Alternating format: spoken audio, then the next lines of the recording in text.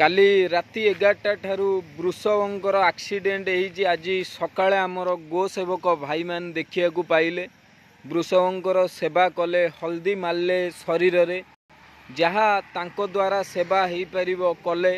आम गाँव रे जड़े VS अछंदी, तांकु डाकिगिरी इंजेक्शन देले, किंतु VS डॉक्टर को कॉल कला बेलू से कहउचंदी राति 8टा हेलाणी आमे जाई परिबुनु।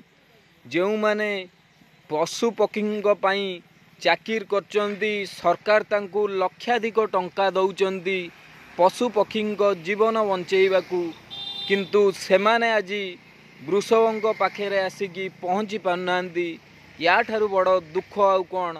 एक्सीडेंट होइतिबा गोमाता हेउ बा जे कौनसी भी पशु हेउ, VS माने पहुँची पारनांदी। खाली मागेणारे सेमाने दरमा नौचंती, आउ पशु पक्षी को सेवा कले पैसा नौचंती।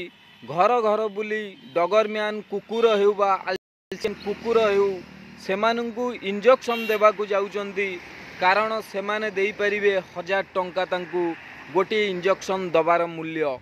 किंतु वृषभंकर सेवा कले आमे गरीब गो सेवक माने किछि भी देई पारुना, सेथिपई सेमाने आसंतिनी, तांको मन इच्छा आसंती।